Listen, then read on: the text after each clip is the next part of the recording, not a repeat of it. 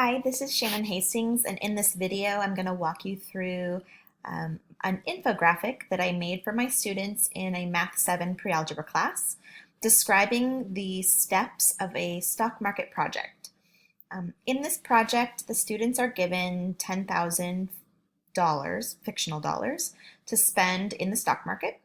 I require that they really be thoughtful about the selection of their companies and do a lot of research.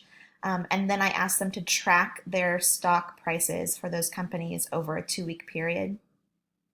At the end, what they produce is a record of those stock prices, graphs showing those prices, and also analysis, written analysis of why the companies performed the way they did. In the past, I have given the students a large packet full of lots of small print tables for them to fill out. It's really, really heavy and difficult to understand. What I found is that kids unintentionally make mistakes simply because they missed an instruction or they don't understand what a column means in one of the tables. And so I really do think that this infographic is going to help make things more simple, maybe give the kids a little bit more choice in the way that their tracking goes and the way they present their information.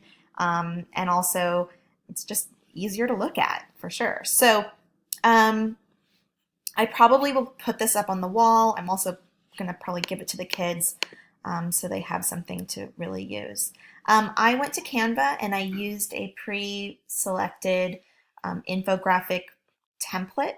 The one I used was based on a timeline model, so each red dot represents a step in the timeline. I wanted to highlight just the most important steps that they needed to do. And those steps, the most important steps would be the selection of the companies. I wanted to put the questions I wanted them to consider right there.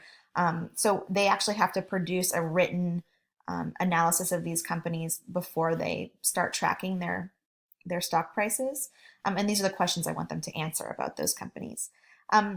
I give them about a week actually to do this step, to select their companies. And then once they've done so, they need to make sure they store these 4 companies in an app so that they have an easy one-stop shop place to track their values. The next most important step, and one that gets very confusing for kids, is purchase day.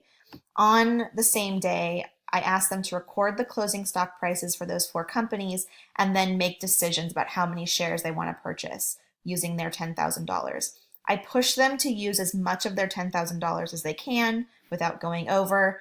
And I always tell the kids, you can't save cash. It's only your investments that you can use. So that math is difficult for them sometimes. So I emphasize this step a lot. And then it kind of goes into autopilot mode. The kids start tracking. In the packet, the tracking section took 4 to 5 pages of just tables, kind of indicating that it was, the most important part of the project. Whereas in fact, it's not that important. Really, the most important is their selection of companies and then their analysis at the end. So I like that this is kind of being narrowed down into just one step. Basically, you need to track your values over the 2-week period. What I did want to highlight is something that's been very confusing for the kids in the last few years is I asked them to calculate their total investment in each company every single day. And they often had a hard time figuring out what that meant. Some kids would change the number of shares that they purchased, or they would write down an old stock value. So I wanted to highlight this in green, a different color right in the middle, make this formula really clear for them to see. So the total investment in each company would be the number of shares they purchased originally times the current price per share each day. And the final step of the project is to graph it.